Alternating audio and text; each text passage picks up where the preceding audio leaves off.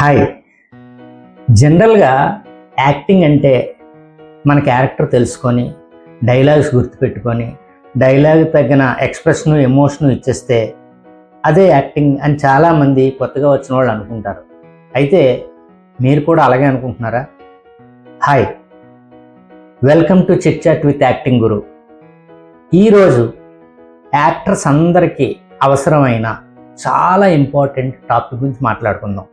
ఈ టాపిక్ అంటే యాక్టింగ్లోకి వద్దాము అనుకున్న వాళ్ళ ప్రతి ఒక్కరికి కూడా దీని గురించి తెలుస్తుంది. అదేంటంటే method acting. What is method acting అంటే మనకి ప్రజెంట్ చాలామంది డైరెక్టర్స్, కొత్తగా యాక్టింగ్ ఇన్స్టిట్యూట్స్లో యాక్టింగ్ నేర్చుకున్నటువంటి స్టూడెంట్స్ అందరికీ కూడా మెథడ్ యాక్టింగ్ అంటే ఏంటో తెలిసి ఉంటుంది. తెలియకపోయినా చాలాసార్లు వినుంటారు. అయితే మెథడ్ యాక్టింగ్ గురించి పూర్తిగా అర్థం చేసుకోవడం చాలా చాలా అవసరం. అంటే ఇప్పుడు మెథడ్ యాక్టింగ్ తెలుసా, మెథడ్ యాక్టింగ్ వచ్చా మీకు అని చాలామంది క్వశ్చన్స్ చేస్తూ ఉంటారు. మన సోకాల్డ్ మన హీరోస్ కూడా చాలామంది మెథడ్ యాక్టింగ్ గురించి ప్రత్యేకంగా యాక్టింగ్ ఇన్స్టిట్యూట్స్లో జాయిన్ అయ్యి స్పెషల్గా ఫారిన్ కంట్రీస్లో కూడా ట్రైన్ అయ్యి వచ్చిన సందర్భాలు కూడా ఉన్నాయని నేను విన్నాను. అయితే మెథడ్ యాక్టింగ్ అంటే ఒక రష్యన్ థియేటర్ స్కాలర్ కాన్స్టాంటిన్ స్టాన్స్లెవిస్కీ అని ఆయన ఈ పదాన్ని మొట్టమొదటిగా యూజ్ చేశారు. ఇది అతని స్టైల్ ఆఫ్ టీచింగ్, అతని మెథడ్ ఆఫ్ టీచింగ్. దీన్ని అతను మెథడ్ యాక్టింగ్ అని పేరు పెట్టారు. అంటే ఈ మెథడ్ యాక్టింగ్ కనుక్కున్నది స్టాన్స్లెవిస్కీ అయినా అంతకు ముందు ఉందా? ఇలాంటి క్వశ్చన్స్ చేసుకుంటే దీనికి పేరు పెట్టారు మెథడ్ యాక్టింగ్ అని. అయితే మన ఇండియన్ దీంట్లో కూడా మెథడ్ యాక్టింగ్ అనే పేరు లేదు, కానీ ఇది ఉంది. మనం ఎలాగా మాట్లాడతామంటే ఎమోషనల్ మెమరీ అంటాం కదా. అంటే మన జీవితంలో జరిగిన అనుభవాన్ని, సంఘటనల్ని రీకాల్ చేసుకొని దాన్ని ఫీల్ అయ్యి ఆ ఎమోషన్తో సహజంగా నటించే విధానాన్ని ఎమోషనల్ మెమరీ అంటారు. It is nothing but method acting. అయితే ఈ మెథడ్ యాక్టింగ్ గురించి మనం క్లియర్గా అర్థం చేసుకోవడానికి ప్రయత్నం చేద్దాం. మెథడ్ యాక్టింగ్ పరంగా ఏ ఆర్టిస్ట్ అయినా క్యారెక్టర్ చెయ్యాలి అని అనుకుంటే ముందుగా ఏ క్యారెక్టర్ అయితే ఆర్టిస్ట్ చెయ్యాలనుకుంటున్నాడో ఆ క్యారెక్టర్ గురించిన పూర్తి సమాచారాన్ని, కేస్ స్టడీని చేసి ఉండాలి.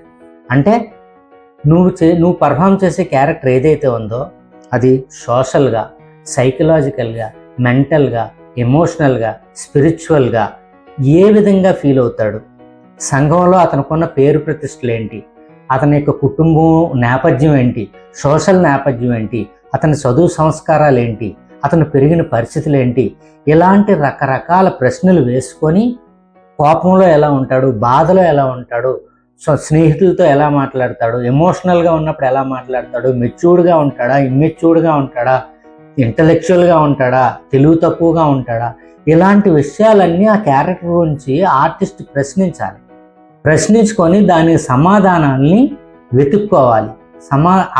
దాన్నే కేస్ స్టడీ అంటారు. ఈ కేస్ స్టడీ చేస్తే ఆ క్యారెక్టర్ తాలూకు లక్షణాలని ఒక ఆర్టిస్ట్గా మనం ఆవాహనం చేసుకొని ఆ ఫీల్డ్లోకి వెళ్ళి న్యాచురల్గా నటిస్తాం. అంటే ఆ విధంగా తెలుసుకున్నప్పుడే, ఆ పాత్రిక స్వరూప స్వభావాలు అర్థం చేసుకున్నప్పుడే మనం న్యాచురల్గా చాలా సహజంగా నటించే అవకాశం ఉంటుంది. దీన్నే మెథడ్ యాక్టింగ్ అని అంటారు.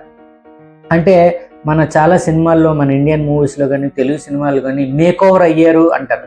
ఫర్ ఎగ్జాంపుల్ ఐ సినిమా ఉంది విక్రమ్ గారిది. అతను ఫుల్ బాడీ బిల్డర్గా తయారైపోయాడు. ఆ తర్వాత ఒక ముసలోళ్ళగా బాగా సింక్ అయిపోయి బరువు పూర్తిగా తగ్గిపోయి ఆ విధంగా తయారయ్యారు.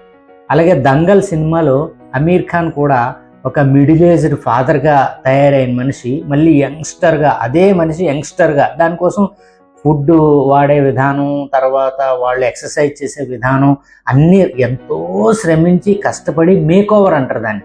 ఆ విధంగా తయారయ్యి క్యారెక్టర్లోకి ఇన్వాల్వ్ అయ్యి యాక్ట్ చేస్తారనమాట. So this is a kind of method acting procedure. జనరల్గా ఇండియాలో కన్నా ఫారిన్ కంట్రీస్లో ఈ మెథడ్ యాక్టింగ్ పట్ల బాగా ఇంట్రెస్ట్ చూపిన వాళ్ళు ఉన్నారు. మెథడ్ యాక్టర్స్ కూడా ఫారిన్ కంట్రీస్లోనే చాలా ఎక్కువ ఉన్నారు. అయితే వాళ్ళ పేర్లు మనం చర్చించుకోవడం కన్నా మెథడ్ యాక్టింగ్ గురించి పూర్తిగా అర్థం చేసుకోవడం మనకు చాలా ఇంపార్టెంట్. ఇప్పుడు ఇంగ్లీష్ మూవీ ఉందనుకోండి, ఏదన్నా హాలీవుడ్ మూవీ ఉందనుకోండి, హాలీవుడ్ మూవీలో ఏ సీన్ చూసినా సహజంగా మన కళ్ళ ముందు జరుగుతుంది అన్న ఫీలింగ్ ఉంటుంది. సపరేట్గా యాక్టింగ్ చేస్తున్నట్టు ఉండదు.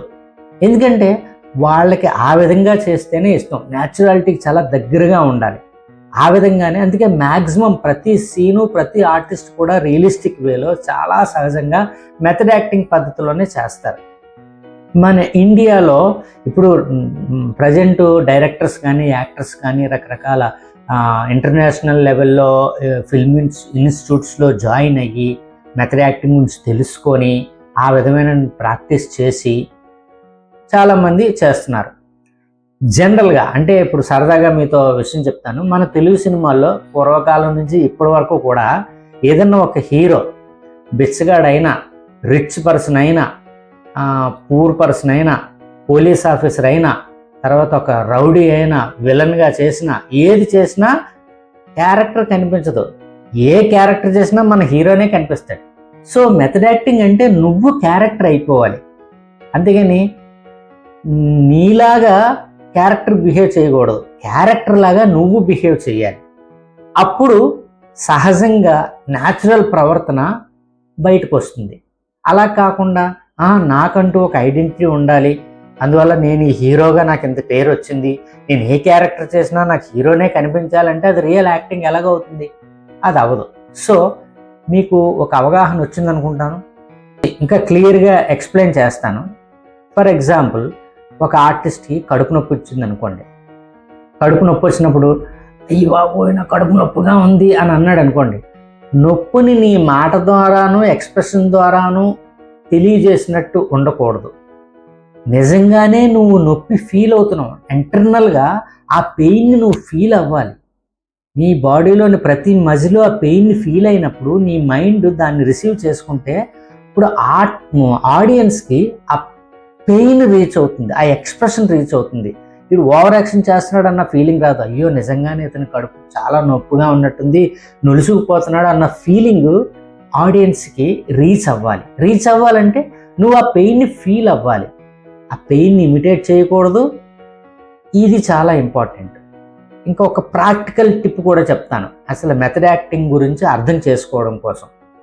ఫర్ ఎగ్జాంపుల్, మీకు నచ్చిన ఒక కాఫీ తాగుతున్నారు అనుకోండి. వేడి కాఫీ హోటల్లో ఆర్డర్ ఇచ్చారు, వేడి కాఫీ వచ్చింది. ఆ కప్పు పట్టుకున్నారు. ఆ వేడి కప్పు తాలూకు ఆ వామ్నెస్ ఉంటుంది కదా, వామ్నెస్ మీ చేతి ఫీల్ అవుతాయి కదా. ఆ వేడిని ఏ విధంగా మీరు హోల్డ్ చేస్తున్నారు, ఆ ఫ్రాగ్రెన్స్, కాఫీ ఫ్రాగ్రెన్స్ వస్తుంది. ఆ కాఫీ ఆ ఎంజాయ్ చేసే విధానం ఉంటుంది కదా, అది. తర్వాత ఆ కప్పు తీసుకొని నెమ్మదిగా సిప్ చేస్తారు. ఆ వేడి మీ పెదాలకు తగులుతుంది.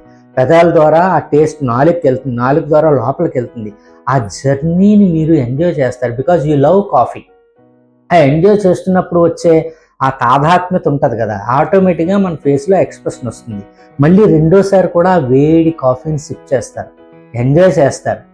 సో దీన్ని అంటే ఇలాగే మళ్ళీ మీరు చేశారనుకోండి, అది మెథడ్ యాక్టింగ్ కిందకు వస్తుంది. ఫర్ ఎగ్జాంపుల్, ఇంకా సింపుల్గా అర్థం కావాలంటే, మీకు తెలియకుండా ఏదో సందర్భంలో మీ ఫ్రెండ్స్కి చెప్పండి, ఒరే నేను కాఫీ తాగినప్పుడు నాకు తెలియకుండా నువ్వు రికార్డ్ చెయ్యి అని. మీరు కాఫీ తీసుకుంటారు, తాగుతారు, అంతా పెట్టేస్తారు. మీ ఫ్రెండ్ మీకు తెలియకుండా వీడియో తీశాడు. అప్పుడు ఆ వీడియో తీసి ఒకసారి ఓపెన్ చేసి చూడండి.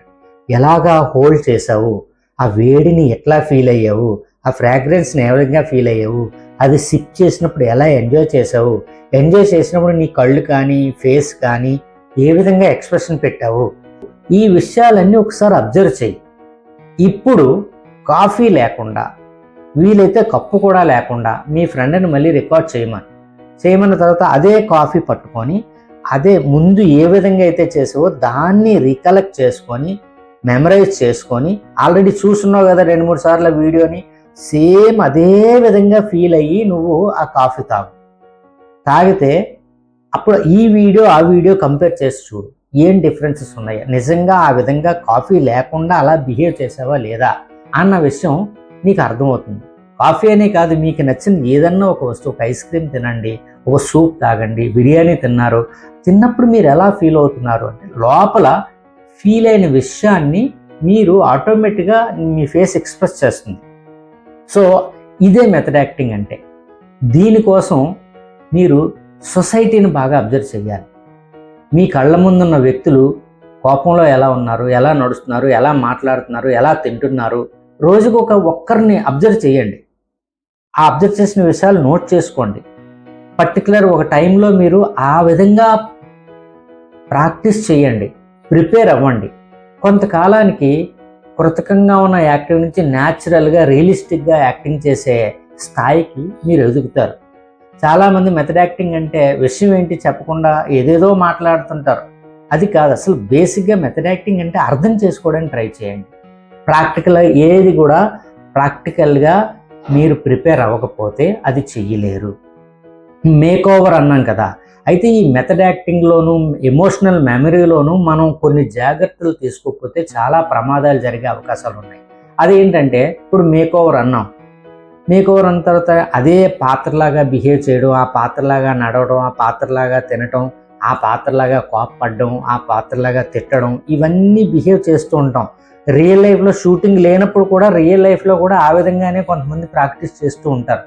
షూటింగ్ అప్పుడు అంటే క్యారెక్టర్ అంటే ఇంక రియల్గా ఆ క్యారెక్టర్ లాగా ఉండాలని.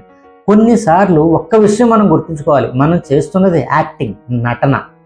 అయితే ఆ రియలిస్టిక్గా మనం యాక్టింగ్ చేస్తున్నాము అన్న విషయం గుర్తుపెట్టుకోవాలి.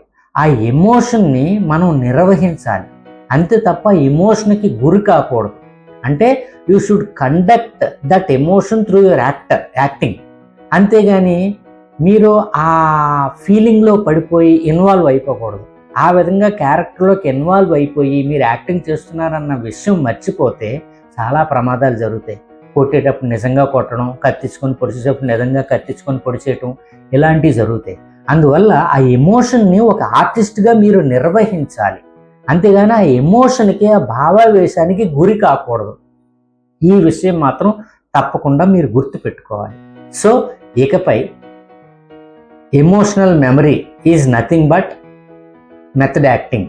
సో మెథడ్ యాక్టింగ్ గురించి మీకు ఒక పర్టికులర్ అవగాహన ఈ వీడియో ద్వారా వచ్చి ఉంటుందని నేను అనుకుంటున్నాను.